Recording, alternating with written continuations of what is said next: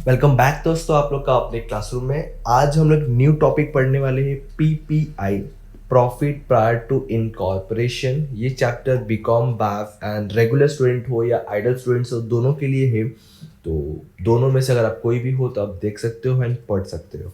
Okay, profit prior to incorporation. देखा जाए तो इसमें इस चैप्टर के नाम के अंदर ये तीन वर्ड्स है। फर्स्ट है प्रॉफिट, सेकेंड है प्रायर एंड थर्ड है इनकॉर्पोरेशन। सिंपल सा, कोई कंपनी इनकॉर्पोरेट होने से पहले का प्रॉफिट क्या है या इनकॉर्पोरेट होने के बाद का प्रॉफिट क्या है, ऐसे कुछ चीजें हैं इसके अंदर। इसमें कुछ रेशियोज है, इसमें कुछ अकाउंट्स बनाने हैं, कुछ sales ratio, purchase ratio, time ratio, sales, ऐसे ऐसे अलग अलग तरह के रेशियोज है। कौन से एक्सपेंसेस कौन से रेशियो में जाने चाहिए, एक्चुअली होता क्या है, वो सारी चीज़ें हम डिटेल्स में आज देखने वाले। टोटल थ्योरी कवर करेंगे, ट्राई करूंगा लास्ट में कुछ छोटे मोटे कैलकुलेशन बता सकूँ रेशियोज के ऊपर। Okay okay, direct topic start करने से पहले एक एग्जाम्पल समझते हैं हम लोग, ठीक है। एक एग्जाम्पल समझते।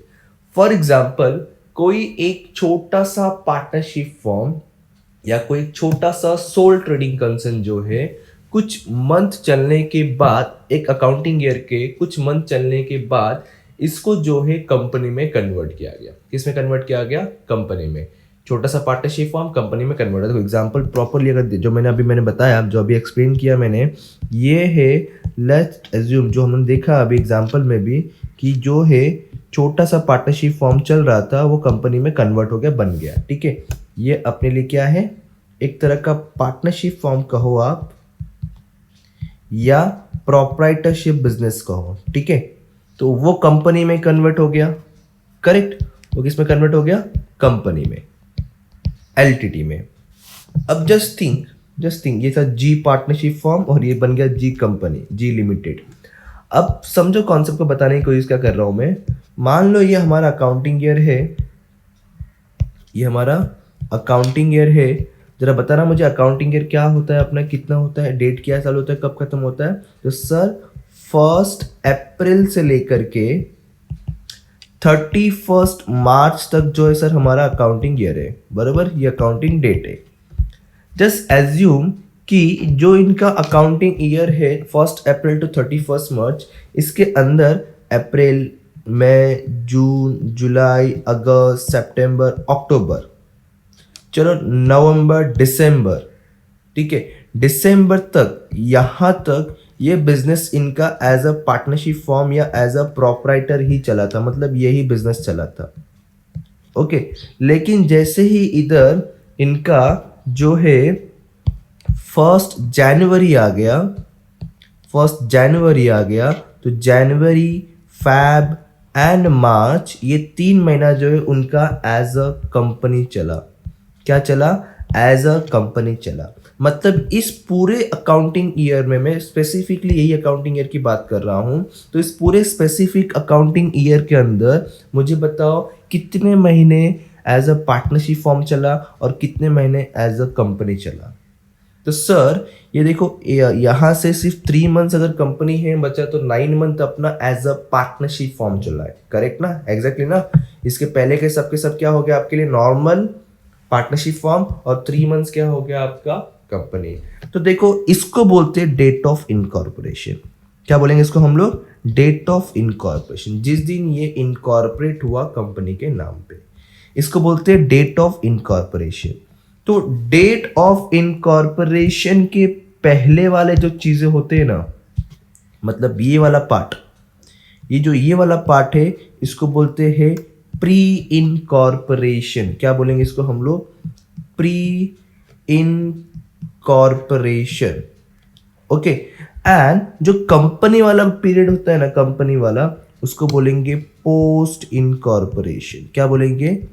Post incorporation. ये सारे वर्ड समझ के रखो और इसको डायग्राम को ऐसा बना के रखो अपने नोटबुक पे स्टार्टिंग पे ही, तो आपको बाद में समझने में इजी होता है। मैंने क्या बोला? इसको बोलते हैं date of incorporation. Date of incorporation. जिस दिन पार्टनरशिप फॉर्म कंपनी में कन्वर्ट हुआ है उस दिन को बोलेंगे date of incorporation. Date of incorporation के पहले वाले चीजें जो भी रहेंगे वो सब प्री इनकॉर्पोरेशन हो जाएंगे। और इस दिन के बाद चीज क्या हो जाएगा, पोस्ट इनकॉर्पोरेशन। मतलब मैं अगर प्री इनकॉर्पोरेशन की बात कर रहा हूँ मतलब पार्टनरशिप फॉर्म और प्रोप्राइटरशिप की बात कर रहा हूँ, अगर पोस्ट इनकॉर्पोरेशन की बात कर रहा हूँ तो कंपनी की बात कर रहा हूँ। गॉट इट, समझ रहे क्या बोल रहा हूँ मैं, ठीक है। तो अब देखो अगर मान लो ये साल के पिछले साल वाला प्रीवियस ईयर की भी चीजें किसमें कवर आपका कवर होगा, सिंपल सा प्री इनकॉर्पोरेशन में होगा, समझ रहे हैं। इसके पिछले साल का भी जो भी चीजें रहेगा क्योंकि सिंपल सा यार ये तो अभी अभी कन्वर्ट हुआ कंपनी में, 3 महीना ही कंपनी का चला है, मतलब बाकी सब प्री इनकॉर्पोरेशन में कवर हो जाना है आपका। इसी को बोलते हैं प्रॉफिट प्रायर टू इनकॉर्पोरेशन, मतलब इतना जो प्रॉफिट आया होगा इस साल का उसको बोलेंगे प्रॉफिट प्रायर टू इनकॉर्पोरेशन। ये हो गया prior to incorporation, pre incorporation के चीजें। ओके, अब थोड़ा सा इसको डेफिनेशन पॉइंट ऑफ व्यू पे डेफिनेशंस क्या है, इसकी मीनिंग क्या एग्जैक्टली आगे देखते हैं कि इनकॉर्पोरेशन। तो डेफिनेशन से पहले जो हमने ये चीज पढ़ा है इसको समझ लेते हैं कि प्री इनकॉर्पोरेशन पोस्ट इनकॉर्पोरेशन क्या होता है और इनके इधर जब प्रॉफिट आता है उसको एक्चुअल नाम क्या बोलते हैं, क्योंकि ये ऑब्जेक्टिव से पूछते हैं बार बार, ठीक है। तो देखो अपना ये पूरा चैप्टर अभी 2 पार्ट में डिवाइड हो गया, एक तो प्री इनकॉर्पोरेशन एक पोस्ट इनकॉर्पोरेशन। अगर प्री इनकॉर्पोरेशन की बात कहूं तो क्या, पार्टनरशिप फॉर्म या फिर प्रोप्राइटर मतलब रजिस्ट्रेशन के पहले, इनकॉर्पोरेशन डेट के पहले वाली चीजें, पोस्ट मतलब इस रजिस्ट्रेशन के बाद, इनकॉर्पोरेशन डेट के बाद वाली चीजें। अब देखो अगर मान लो प्री इनकॉर्पोरेशन पीरियड में बिजनेस को प्रॉफिट हुआ या लॉस हुआ, फॉर एग्जांपल जैसे हम बोलते हैं नेट प्रॉफिट या net loss, profit and loss account से मालूम पड़ता है ना, तो उसको क्या नाम से पुकारा जाता है। अगर पोस्ट इनकॉर्पोरेशन के पीरियड में कंपनी को प्रॉफिट हुआ या लॉस हुआ तो उसको क्या नाम से बुलाया जाता है। देखो जब नॉर्मली मैं बात करूं नेट प्रॉफिट या नेट लॉस पोस्ट इनकॉर्पोरेशन या प्री इनकॉर्पोरेशन के बारे में, मतलब मान लो कि प्री इनकॉर्पोरेशन पीरियड है, मतलब ये पीरियड के अंदर मान लो कंपनी को प्रॉफिट होता है तो क्या बुलाते हैं, और अगर ये पीरियड के टाइम पे कंपनी को प्रॉफिट या लॉस होता है तो क्या बुलाते हैं। देखो अगर प्री इनकॉर्पोरेशन हुआ, प्रॉफिट हुआ तो बोलेंगे कैपिटल प्रॉफिट, लॉस हुआ रहेगा तो कैपिटल लॉस। क्या, कैपिटल प्रॉफिट और कैपिटल लॉस। उस जो प्रॉफिट या लॉस होगा उसके नाम दे दिए यहाँ पे, तो ध्यान रखना अगर मान लो ऑब्जेक्टिव पूछा कि प्री इनकॉर्पोरेशन में कैपिटल प्रॉफिट कैपिटल लॉस बोलते कि नहीं बोलते, तो यस राइट रहेगा। इधर क्या बोलेंगे, ये आपका नॉर्मल है, मतलब रेवेन्यू प्रॉफिट और रेवेन्यू लॉस। अगर नेट प्रॉफिट हुआ है तो रेवेन्यू प्रॉफिट, नेट लॉस हुआ है तो रेवेन्यू लॉस। ये pre incorporation and post incorporation जैसे जैसे मैं नोट्स बना के आपको बता रहा हूँ वैसे वैसे आप लोग अपने नोटबुक में लिखते चलो, ठीक है, आपके लिए यूजफुल रहेगा। तो ये pre incorporation and post incorporation हो गया आपका नेट प्रॉफिट नेट लॉस, किसको क्या बोलते हो चीजें याद रखो, ठीक है। देन अब आगे बढ़ते हैं हम लोग, what is mean by incorporation. Incorporation word सुन रहे हैं तब से देखो एक छोटा सा मीनिंग एक्चुअली है तो बहुत सारी चीजें इनकॉर्पोरेशन के अंदर, बट बताने के लिए सिंपल सा बता रहा हूं मैं भी समझाने के लिए कि incorporation is the legal process use to form a corporate entity और कंपनी। ये एक लीगल प्रोसेस है बोल सकते हो, एक रजिस्ट्रेशन बोल सकते हो जो कंपनी को एग्जिस्टेंस देता है, कंपनी का स्थापना करता है, ठीक है। अब नेक्स्ट बात करूंगा पहले तो यहाँ पे प्री इनकॉर्पोरेशन के बारे में। तो देखो प्री इनकॉर्पोरेशन क्या लिखा, जो जो चीजें हमने थ्योरेटिकली देखा वही चीजें यहाँ पे लिया उन्होंने proper. Profit prior to incorporation is the profit, बोल रहा है पीपीआई का मीनिंग बता रहे लोग, जो इज द प्रॉफिट अर्न और loss suffer during the period before incorporation. वही है ना, इनकॉर्पोरेशन के पहले जो प्रॉफिट हुआ या लॉस हुआ उसी को बोलेंगे pre incorporation. It is the capital profit है, देखो यही हम लोग देख रहे थे तब से, प्री इनकॉर्पोरेशन बोल रहे हैं कि जो इनकॉर्पोरेशन हुआ उसके पहले जो प्रॉफिट हुआ या लॉस सफर किया रहेगा उसी को हम लोग कैपिटल प्रॉफिट बोलते हैं। आई क्या लिखा, and not legally available for distribution as dividend because a company can not earn a profit before it came into existence. ये क्या बोल रहा है, ये जो प्रॉफिट हुआ है ना कैपिटल प्रॉफिट और कैपिटल लॉस, ये पैसा हम लोग as a dividend share holder में डिस्ट्रीब्यूट करने के लिए यूज नहीं कर सकते। क्यों, रूल क्या बोलता है, जब तक कंपनी एग्जिस्टेंस नहीं होता है उसके पहले जो प्रॉफिट आएगा उसको हम लोग कंपनी का प्रॉफिट ट्रीट नहीं कर सकते, इसलिए उसको डिविडेंड भी नहीं एज अ यूज कर सकते, ठीक है। तो ये प्री इनकॉर्पोरेशन, वैसे ही पोस्ट इनकॉर्पोरेशन है। Profit earn after incorporation is revenue profit which is available for dividend. Simple सा, जो इनकॉर्पोरेशन होने के बाद जो प्रॉफिट आया है उसका आप एज अ डिविडेंड यूटिलाइज कर सकते हो, डिस्ट्रीब्यूट कर सकते हो। देन फिर है profit period and post period however divided separately because the prior period profit and loss hence always credited. And ये बता रहा है कि क्या करते हैं हम लोग, क्या नहीं करते, कौन से अकाउंट को डेबिट क्रेडिट करते हैं। जब हम सम्स करेंगे और क्लियरली समझेगा। थ्योरी चीजें हैं आप लोग लिख के रखो, क्योंकि अगर मान लो 5 मार्क के लिए पूछता है थ्योरी क्वेश्चन तो ये सारे कंटेंट्स आप वहां लिख सकते हो फिर थ्रू डायग्राम बना करके, तो प्रेजेंटेशन अच्छा हो जाता है। ओके, इतने सब कुछ तो ठीक है यार, लेकिन ना सबसे इंपॉर्टेंट चीज जो है ये जो मैं बताने जा रहा हूँ अभी, ये कोई सीडी नहीं, कोई डायग्राम नहीं, अब देखो फुलफिल हो जाएगा। डोंट फील, ध्यान से समझना जब बताने जा रहा हूँ मैं। बिजनेस में जो भी एक्सपेंसेस या इनकम होगा उनको हमें रेशियोज में डिवाइड करना है, कुछ रेशियोज में डिवाइड करना है। तो कौन से चीजों को कौन से रेशियो में डिवाइड करना चाहिए एंड एक्चुअली इसके पीछे लॉजिक क्या है, वो चीजें हम लोग अभी स्लाइड में देखने वाले हैं। तो ध्यान से समझना है, इसको अच्छे से नोट के लिए कलरफुल पेन यूज करो थोड़ा सा नोट्स बनाने के लिए, अट्रैक्टिव रहता है, समझने में आता है। ओके, देखो कुछ ऐसे एक्सपेंसेस या कुछ ऐसे इनकम होगा, मैं अगर बाबा एक्सपेंसेस बोलूंगा समझ में ये मत समझना कि इनकम इसमें काउंट नहीं होता, तो सब कुछ मिला के बोल रहा हूँ, ठीक है। तो अगर मान लो कुछ ऐसे एक्सपेंसेस होते हैं जो सिर्फ और सिर्फ कंपनी में ही होता है, पार्टनरशिप फॉर्म में होता ही नहीं है। ऐसे कुछ एक्सपेंसेस जो सिर्फ और सिर्फ कंपनी में होता है, वो पार्टनरशिप फॉर्म में होता ही नहीं वो एक्सपेंसेस, तो उनको हम लोग सिर्फ और सिर्फ कंपनी के कॉलम में लिखेंगे। कंपनी इन सेंस प्री नहीं, पोस्ट इनकॉर्पोरेशन। क्या? Post incorporation. ऐसे एक्सपेंसेस जो सिर्फ और सिर्फ कंपनी में होते हैं, देखो इन ओनली कंपनी, सिर्फ और सिर्फ कंपनी में, उसको बोलेंगे पोस्ट इनकॉर्पोरेशन। क्या हो सकते हैं वो? सोचो, हाँ सोचो, बताऊंगा, डोंट वरी, बट फिर सोच के रखो। अब जैसे कुछ एक्सपेंसेस सिर्फ कंपनी में होते हैं, वैसे ही कुछ एक्सपेंसेस जो है सिर्फ और सिर्फ पार्टनरशिप फॉर्म में होते रहेंगे। मतलब वो एक्सपेंसेस कंपनी में नहीं होता रहेगा और कंपनी के एक्सपेंसेस पार्टनरशिप फॉर्म में नहीं होते रहेंगे ना। ऐसे कुछ एक्सपेंसेस क्या रहेंगे, सोच के रखो, देखेंगे हम डिटेल्स में। पहले क्या बताया मैंने, कुछ ऐसे एक्सपेंसेस जो सिर्फ कंपनी में होता है। सेकंड बताया कुछ ऐसे एक्सपेंसेस जो सिर्फ पार्टनरशिप फॉर्म में होते हैं। और कुछ ऐसे भी हो सकते हैं जो दोनों में होता रहेगा, सिमिलर होगा। मैं एग्जांपल को सिमिलर का सैलरी, हम लोग दोनों में एम्प्लॉय रखते रहेंगे, दोनों को सैलरी देते रहेंगे। तो ऐसे कुछ होते हैं एक्सपेंसेस या इनकम जो दोनों, बोथ पार्टनरशिप और कंपनी में, दोनों में होता है। समझ रहे हो क्या बोल रहा हूं मैं?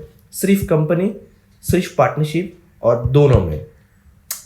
अगर मान लो दोनों में होता है, पार्टनरशिप और कंपनी दोनों में होता है, फॉर एग्जाम्पल पूरे साल भर का बता दिया कि रेंट जो है आप लोगों को 1 लाख रुपए भरना है।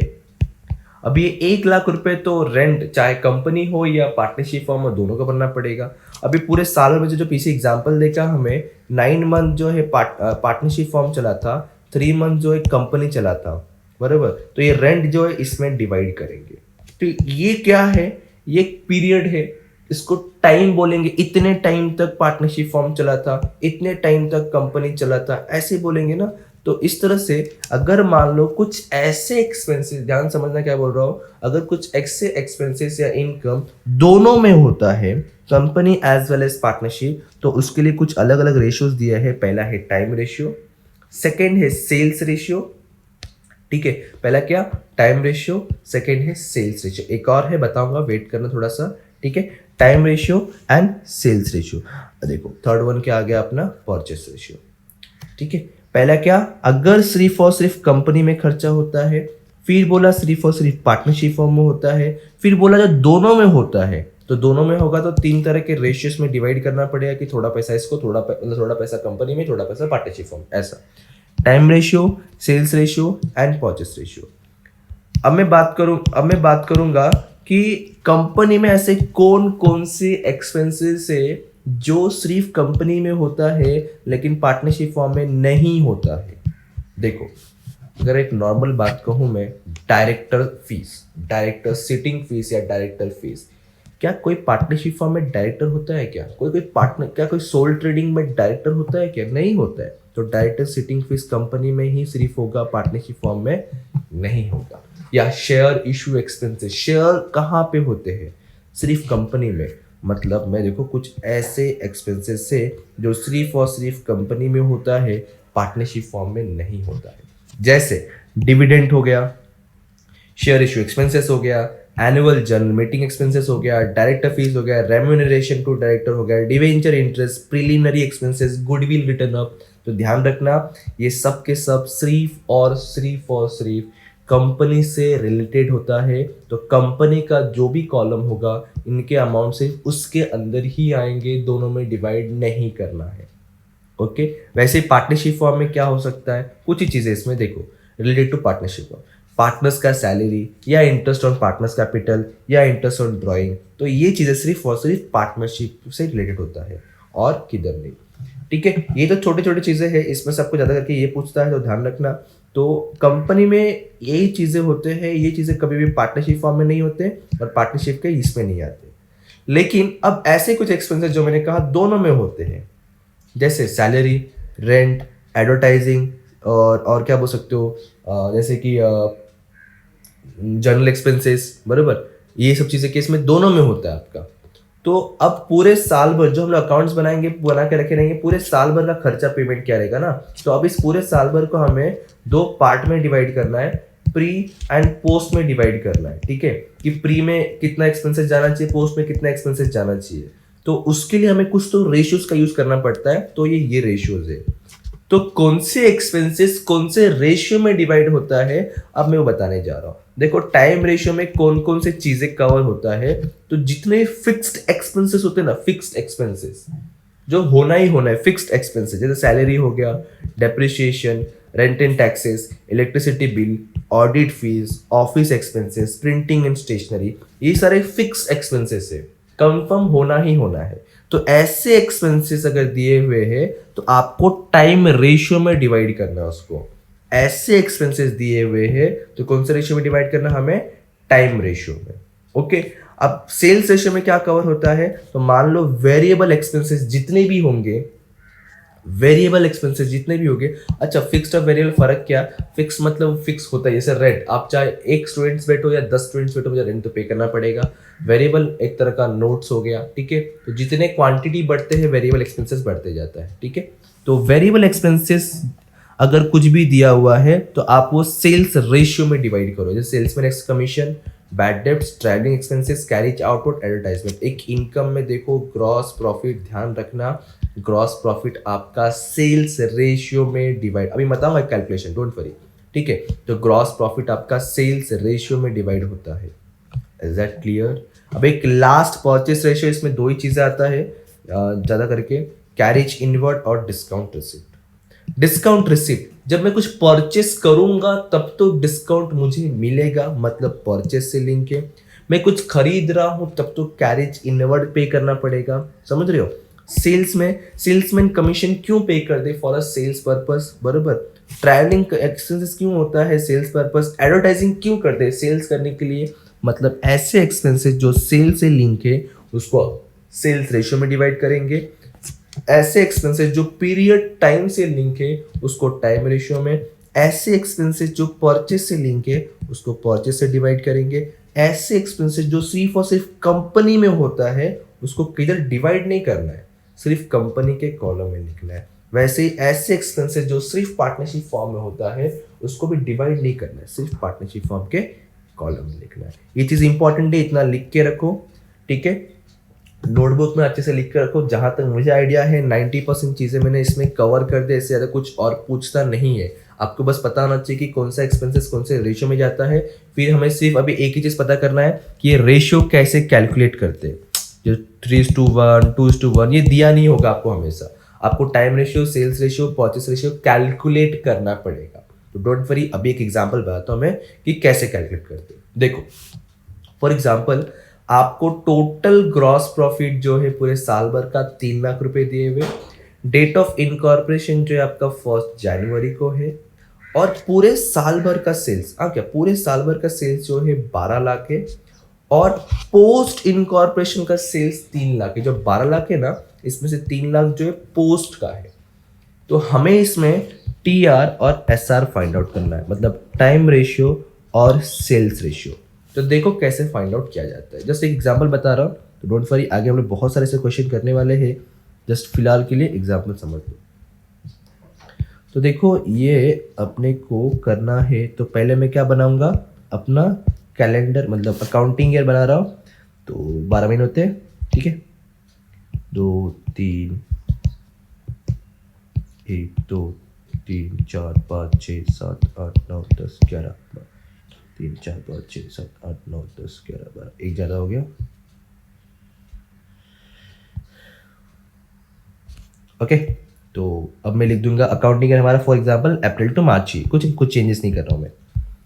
तो अप्रैल मई जून, इतना इतना पतला पतला इंक क्यों आ रहा है ये? Okay, April May June July August September October November December January February and March. Okay, अब जरा मुझे बताना हमारा इनकॉर्पोरेशन डेट क्या है? इनकॉर्पोरेशन डेट 1 जनवरी को है, बराबर। मतलब यहां से इनकॉर्पोरेशन डेट हो गया आपका, ये आपका इनकॉर्पोरेशन डेट हो गया। तो जहां इनकॉर्पोरेशन डेट हुआ पहले ऐसा लिख देने का, ठीक है। अब इसके बाद जरा चेक करो कि आपका टाइम रेशियो क्या आया। क्या बोल रहा हूं? Time ratio. तो वो सर कैसे कैलकुलेट करने का? अभी देखो, हमें कैलकुलेट करना है टाइम रेशियो। तो ये कैसे आएगा? बहुत सिंपल है, टाइम रेशियो कैलकुलेट करना सबसे बहुत सिंपल है। अगर आपको समझ गया डेट ऑफ इनकॉर्पोरेशन तो टाइम रेशियो मान लो मिल गया। तो इसके पहले कितने मंथ है वो काउंट करने का, 1 2 3 4 5 6 7 8 9। सिंपल सा देखो, जनवरी 1 जनवरी तो वो इसमें कवर हो रहा है, इसमें नहीं आ रहा है। तो कितना बना ये? 9। ओके, और वो साइड फिर कितने मंथ है? 3। मतलब 9:3 इज योर टाइम रेशियो। समझ रहे हो? इसमें 1 2 3 आ गया ना, 9:3। इसको चाहे तो छोटा कर सकते हो, दैट इज 3 3 9 एंड 3 1 3। मतलब आपका जो टाइम रेशियो मिल गया आपको वो है 3:1। क्या आ गया टाइम रेशियो? 3:1। ये आपका फर्स्ट आंसर है, टाइम रेशियो मिल गया। अब मुझे निकालना है सेल्स रेशियो। तो देखो सेल्स रेशियो कैसे आएगा। अभी पूरे ईयर का सेल्स में मालूम है, पूरे ईयर का सेल्स जो है कितना है? वो पूरे ईयर का सेल्स है अपना कितना? 12 लाख। ओके, तो 12 लाख अपने पूरे ईयर का सेल्स है। अब इसमें से एक और डेटा में मालूम है हमें, हमारे पोस्ट इनकॉर्पोरेशन का सेल्स मालूम है। मतलब ये वाला देखो, इसको हम लोग क्या बोलेंगे? प्री पार्ट बोलेंगे, और इसको हम लोग क्या बोलेंगे? पोस्ट पार्ट बोलेंगे, बराबर ना। यहाँ से लेके यहाँ तक हमारा प्री पार्ट है। फिर ये वाला पार्ट, ये वाला आपका कौन सा है? पोस्ट वाला है, बराबर। ये हमारा पोस्ट पार्ट है, 3 मंथ्स वाला। तो अब जरा देखो, ये इधर इन्होंने क्या बोला है? 3 लाख जो है पोस्ट का है। मतलब इधर का अमाउंट दे के रखा है इन्होंने 3 लाख। तो क्या मैं प्री का पता कर सकता हूँ क्या? टोटल साल भर का 12 लाख है एंड पोस्ट का 3 लाख है। तो जरा मुझे बताओ प्री का कितना होगा? सिंपल सा 9 लाख, बराबर। 9 लाख कैसे आया? तो 12 लाख माइनस 3 लाख कर दिया मैंने, तो बचा अमाउंट प्री का ही रहा होगा। अब इसका देखो रेशियो आप निकाल सकते हो। अब मैं निकालूंगा sales ratio. Sales ratio pre post. तो प्री में कितने अमाउंट है? 9 लाख। पोस्ट में कितने अमाउंट है? 3 लाख। मतलब यहां लिखूंगा मैं 9 लाख इस टू 3 लाख। कॉमन जीरोस गायब करो तो आपको अगेन मिलेगा 9:3, और इसको कट करने के बाद आ जाएगा 3:2। जरूरी नहीं कि हमेशा सेम सेम आए, मैं खाली एग्जांपल ले रहा हूं तो उसमें समझ के लो, ठीक है। इस तरह से ये एक एग्जांपल था, ऐसे बहुत सारे अलग अलग कैलकुलेशंस आएंगे, हम लोग अपने सम में कवर करेंगे, डोंट वरी। एंड इतना होने के बाद जो नेक्स्ट थिंग ये फॉर्मेट है, देख लो। आपको हो सकता है कि प्रॉफिट एंड लॉस अकाउंट बनाने बोले, या फिर statement of profit and loss, ज्यादा करके तो statement of profit and loss बोलते हैं। तो दोनों देख लो। अगर मान लो प्रॉफिट एंड लॉस अकाउंट बनाने बोला है तो जैसे हम लोग फाइनल अकाउंट में बनाते हैं ना, debit credit profit and loss, वैसे ही है।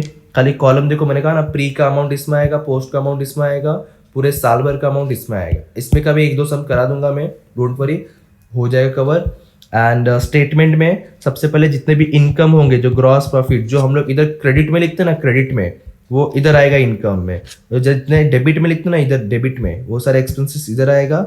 ग्रॉस इनकम में, टोटल इनकम में से एक्सपेंसेस माइनस करेंगे तो मिल जाएगा नेट प्रॉफिट। कॉलम सब कुछ वही है, ठीक है। नेक्स्ट सम में, नेक्स्ट वीडियो में हम लोग नेक्स्ट सम देखेंगे, ठीक है। एंड ये सारी चीजें लिख के रखो, बेटर रहेगा आपके लिए समझने के लिए। अब मिलेंगे नेक्स्ट वीडियो, तब तक ध्यान रखो। Thank you so much, bye bye, जय हिंद दोस्तों।